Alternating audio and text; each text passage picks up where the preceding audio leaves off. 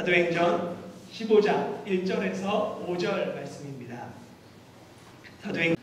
어떤 사람들이 유대로부터 내려와서 형제들을 가르치되 너희가 모세의 법대로 할례를 받지 아니하면 능히 구원을 받지 못하리라 하니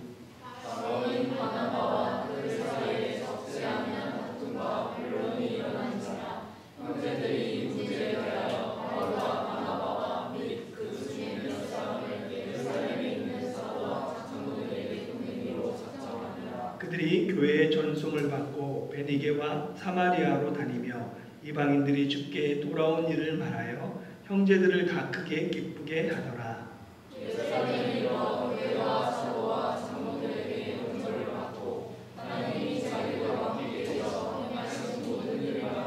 함께 읽겠습니다. 바리새파 중에 어떤 믿는 사람들이 일어나 말하되 이방인에게 할례를 행하고 모세의 율법을 지키라 명하는 것이 마땅하다 하니라.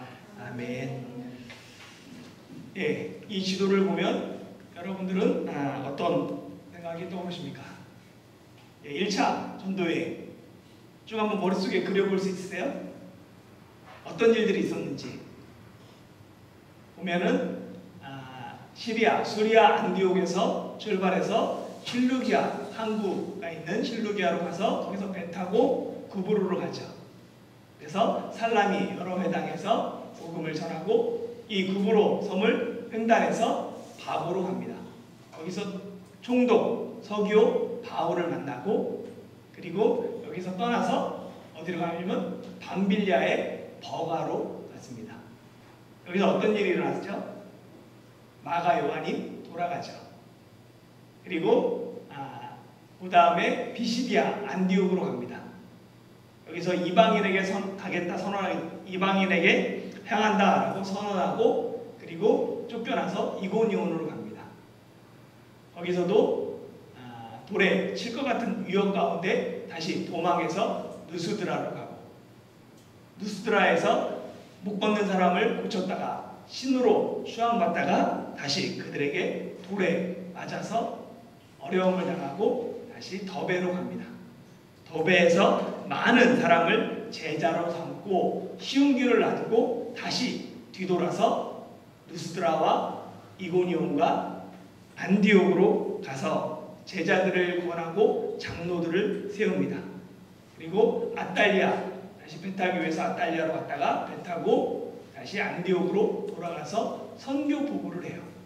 파송한 교회니까. 그 선교 보고의 내용이 지난주에 살펴보지 못했는데요.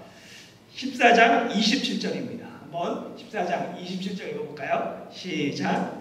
그들이 이르러 교회를 모아 하나님이 함께 행하신 모든 일과 이방인들에게 믿음의 문을 여신 것을 보고하고 바울과 바나바가 교회를 모아서 보고하는데 보면은 하나님이 함께 행하신 모든 일을 보고합니다. 그러니까 이 전도여행에 했던 모든 것들 가운데 하나님이 함께 하셨다는 거예요.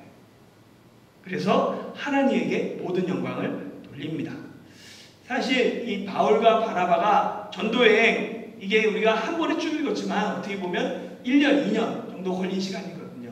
그 시간 동안 얼마나 많은 고생을 했습니까?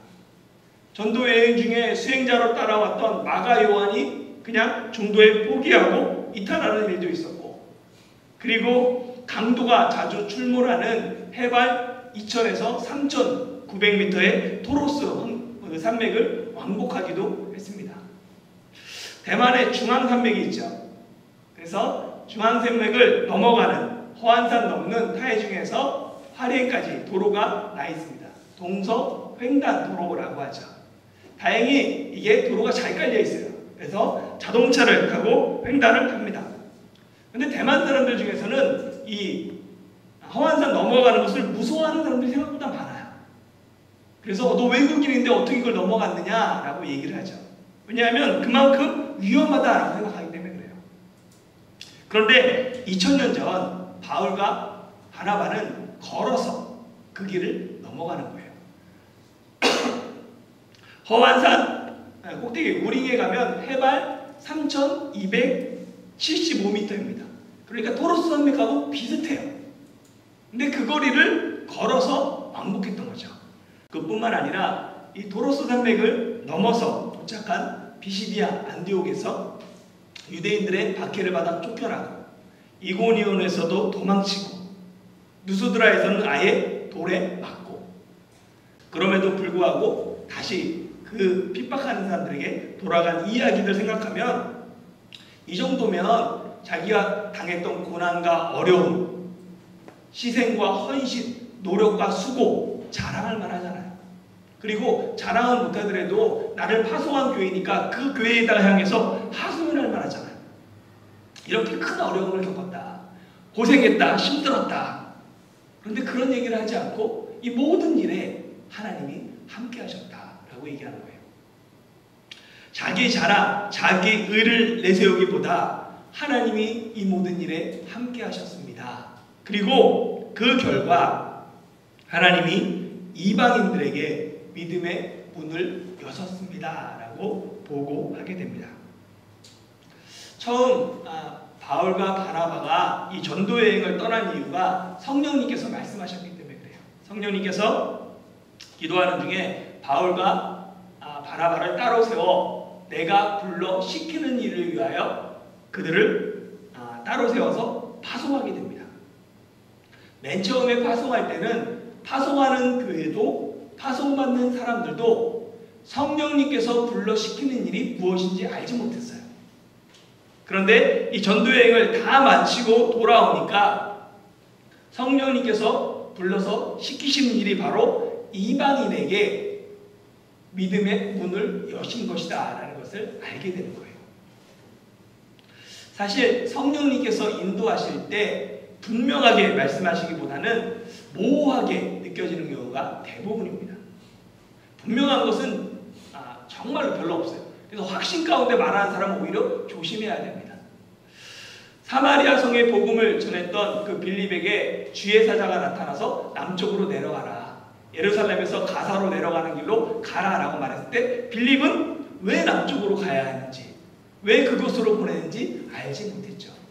그러나 그 말씀에 순종해서 예루살렘으로 내려가는 그 가사길로 갔을 때 예루살렘에서 예배하고 고국으로 돌아가는 에디오피아 내시를 만나게 됩니다. 하나님께서 아브라함을 불러 내가 내게 보여줄 땅으로 가라 라고 말씀하세요. 보여준 땅도 아니고 앞으로 보여줄 땅으로 가라. 분명하지도 않고 모호합니다. 그런데 여기에 하나님께서 일하시는 방법이 있어요. 하나님은 명확하게 말씀하시기보다도 모호한 말씀 가운데 순종하는 사람들을 그들을 통해서 일을 하십니다. 순종하는 사람이 하나님의 일에 쓰임받고 순종할 때 하나님의 뜻을 깨닫게 돼요. 하나님의 뜻을 알고 싶고 하나님께 쓰임받고 싶은 사람 그들이 해야 될 건 하나님의 말씀에 순종하는 것입니다. 그러면 하나님의 일을 알게 되고 하나님의 뜻을 깨닫게 됩니다. 하나님이 이방인에게 믿음의 문을 여셨다라는 이 보고는 유대인들에게는 큰 충격을 주는 그런 소리였어요. 유대인들은 이방인을 개와 동급으로 취급합니다. 그런데 하나님이 이방인들에게도 믿음의 문을 여셔서 그들도 하나님의 백성이 된다는 거예요. 하나님 나라 일원이 되었다. 하나님의 자녀가 되었다. 이거는 유대인들의 처지에서는 언제든지 터질 수 있는 폭탄과 같은 일이었습니다. 그리고 이 문제가 결국 15장에서 발생하게 됩니다. 15장 1절 2절 말씀 한번 읽어볼까요? 시작.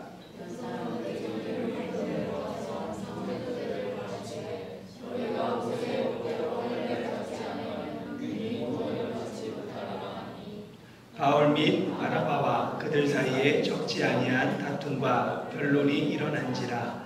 형제들이 이 문제에 대하여 바울과 바나바와 및 그 중에 몇 사람을 예루살렘에 있는 사도와 장로들에게 보내기로 작정하니라. 아멘. 어떤 사람들이 유대로부터 이 수리아 안디옥으로 와서 형제들에게 가르쳤어요. 할례를 받지 않으면 구원을 받지 못한다.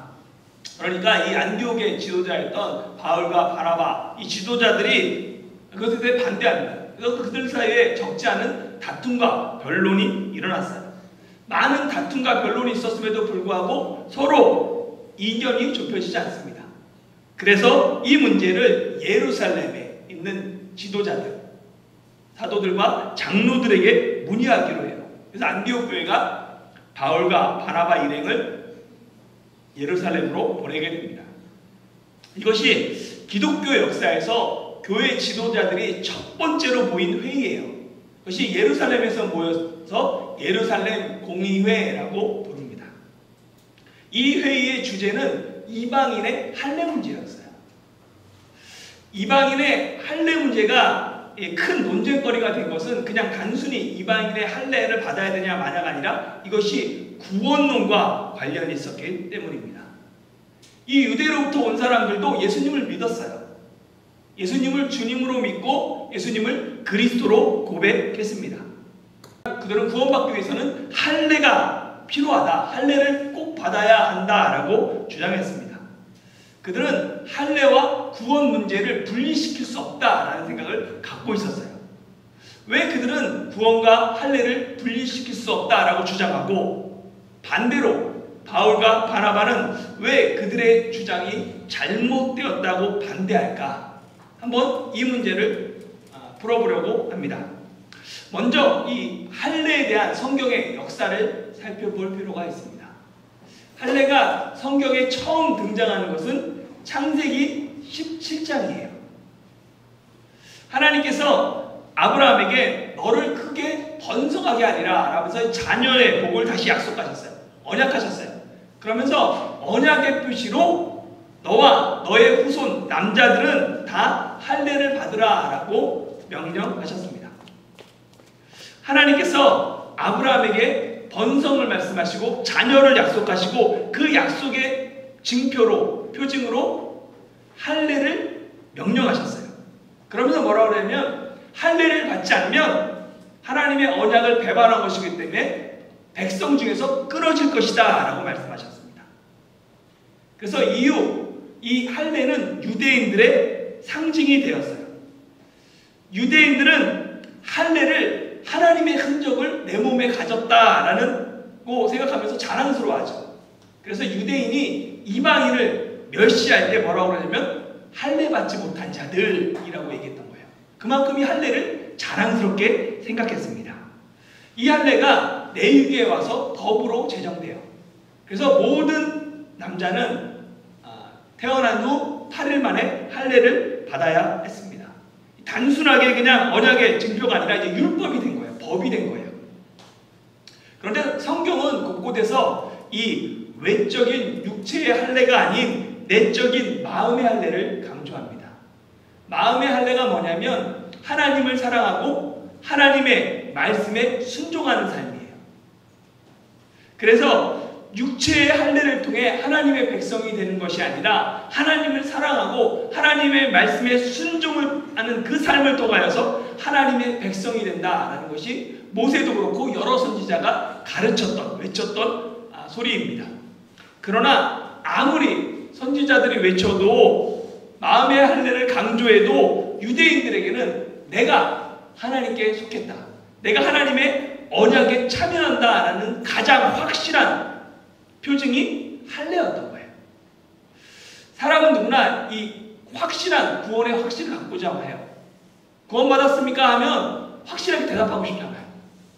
그래서 보면 이단인 구원파에 많은 사람이 빠지는 이유가 구원파에서는 구원의 확신을 심어줍니다. 그래가지고 구원파는 언제 구원받았는지, 며칠, 어떻게 구원받았는지 이걸 모르면 구원받은 것이 아니다라고 사람들을 미혹하는 거예요. 그렇게 말했을 때 대답할 수 있는 사람이 많이 없습니다. 그러다 보니까 정확하게 자신의 구원에 대해서 심어주고 이러다 보니까 구원에 확신이 생기는 거예요. 그리고 그로 말미암아 한번 그렇게 구원받았으면 어떤 죄를 지어도 다시 회개할 필요가 없다. 그렇게 구원에 확신이 생기고 구원받았으면 천국 갈 때까지 그 구원이 보증되어 있다라는 것이 구원파의 가르침입니다. 이런 구원파의 가르침보다 더욱 더 확실한 구원의 표시가 유대인들에게는 할례였던 거예요. 그러니까 포기할 수 없습니다. 이 몸의 할례는 구원의 표시였던 거예요. 그러니까 딱 확실하게 이것들이 표시가 돼요. 그런데 마음의 할례는 눈에 보이지 않아요. 확신을 주지 못합니다. 구원에 대한 불안이 늘 있어요. 그러다 보니까 이 자꾸만 눈에 보이는 이 할례를 더욱더 강조하고 이걸 통해서 내가 하나님의 자녀다라는 확신을 가졌던 거죠. 무엇보다도 하나님께서 이 할례를 받지 않는 사람에는 언약에 참여할 수 없다라고 말씀하셨어요. 그러면 생각해 보세요. 이방인이 할례를 받지 않았어요. 그러면 구원에 참여할 수 있습니까? 없습니까? 언약에 참여할 수 없는데 구원받을 수 있어요? 없어요? 여러분들 어떻게 생각하십니까? 제가 한번 물어볼게요. 하나님의 언약에 참여하지 못하는데 구원을 받을 수 있다. 아니면 없다.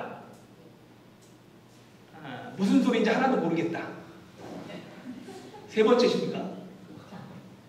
예. 유대인들이 가진 생각은 좀 이해가 되시죠?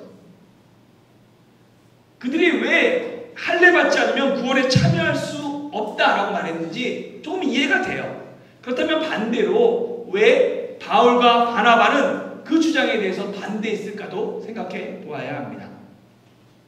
바울은 할례 받지 않으면 구원도 받지 못한다라는 이 가르침이 복음을 훼손하는 다른 복음, 거짓 복음으로 받아들였어요.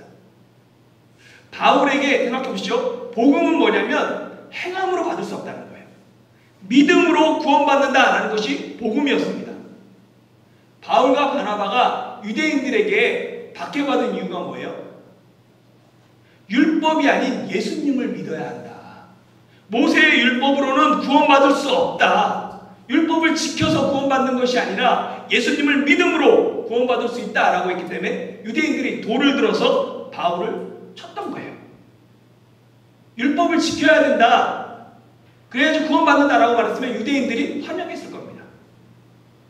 율법이 아닌 예수님을 믿어야 한다라고 전했기 때문에 바울이 박해를 받고 돌에 맞기까지 했습니다. 사실 바울에게 있어서 이방인이 할례를 받고 안 받고는 중요한 문제가 아니에요.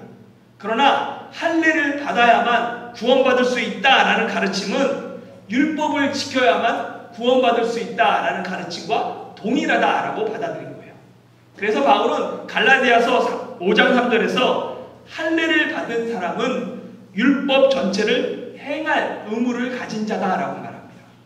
그러니까 할례를 받았다면 율법 전체를 행해야 된다라고 말하는 거예요. 유대인들은 할례를 구원과 연결했죠.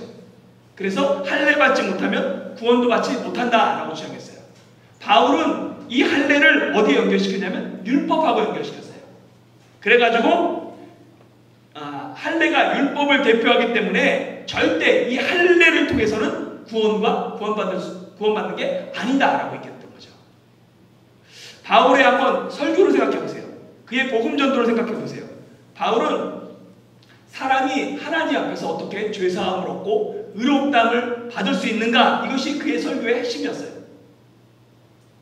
그래서 모세의 율법으로는 의롭다함심을 받지 못하고 예수 그리스도의 죽음과 부활을 믿어야 의롭다함을 얻는다라고 복음을 증거했습니다. 율법이 아닌 믿음, 나의 행위가 아닌 믿음, 할례가 아닌 믿음으로 구원받는다. 이것이 바울이 전한 복음이에요. 이에 대해 자세히 기록하고 있는 서신이 갈라디아서와 로마서입니다. 바울 서신 중에서 갈라디아서, 로마서, 고린도 전후서를 그래서 교리 서신이라고 해요. 바울의 사상, 생각을 담고 있기 때문에 그렇습니다. 그래서 보면 바울은 로마서에서 아브라함이 하나님 앞에 의롭다 하심 받은 그것이 할례를 받을 때냐 아니면 할례 받기 전이냐라는 것을 물어요. 여러분들 생각은 아브라함이 언제 하나님 앞에 의롭다함을 받았다고 생각하십니까? 할례 받기 전인지 할례 받을 때인지 할례 받은 후인지 잘 모르시죠? 창세기 15장 6절 같이 한번 읽어볼까요? 시작. 아브라함이 여호와를 믿으니 여호와께서 이를 그의 의로 여기시고. 아멘. 할례는 창세기 몇 장에 등장했다 그랬어요? 17장에 등장했습니다. 가장 먼저 17장에 등장했어요. 그러니까 아브라함이 하나님 앞에서 의롭다 하심을 받은 것은 할례 전인 거예요. 15장이니까. 아브라함이 할례를 받음으로 하나님 앞에 의롭다 하심을 얻은 것이 아닙니다. 아브라함이 여호와를 믿을 때 하나님께서 그의 의롭게 여겨 주셨습니다. 믿을 때 의롭다 하심을 받습니다. 그래서 바울은 로마서 4장에서 아브라함이 의롭게 된 것은 결국은 무할례시다, 할례 받기 전이다 라고 말하면서 할례의 결론을 이렇게 내립니다. 로마서 4장 11절 같이 한번 읽어볼까요? 시작. 그가 할례의 표를 받은 것은 무할례 시에 믿음으로 된 의를 인친 것이니 이는 무할례 자로서 믿는 모든 자의 조상이 되어 그들도 의를 이루게 하려 하심이라. 아멘. 할례는 믿음으로 된 의를 인친 것이다 라고 얘기하는 거예요. 믿음으로 의롭다 하심을 인정받은 것, 그 표시가 할례입니다. 할례를 받으면 의롭게 되는 것이 아니에요. 할례를 받으면 능히 구원 받는 것이 아니고 할례를 받지 못하면 능히 구원받지 못하는 것이 아닙니다. 구원은 할례의 유무와 상관없습니다. 의롭다 하심을 하나님의 믿을 때 받습니다. 세례 받았다고 구원 받았느냐라고 했을 때 그럴 수도 있고 아닐 수도 있죠. 구원받은 사람이 세례 받는 것은 맞습니다. 마찬가지 원리이죠. 하나님은 예수님을 믿는 자마다 구원받는다라고 말씀하셨어요. 예수님의 부활과 예수님의 죽음을 믿음으로 우리는 죄사함과 의롭다 하심을 받습니다. 구원은 율법을 행함이 아닌 오직 믿음으로 받는다. 이것이 복음의 핵심입니다. 유대인들, 그 중에 예수님을 믿기 시작한 유대인 그리스도인들은 할례는 당연한 것이었어요. 그들에게는. 그들은 생후 8일 만에 당연히 할례를 받았고 어렸을 때부터 율법을 배웁니다. 그들에게 신앙인의 모델은 뭐냐면 율법을 지켜 행하는 사람들인 거예요. 그 율법을 삶 속에서 실천하는 사람들이 그 사람들이 본받고자 하는 신앙인의 모델이었습니다.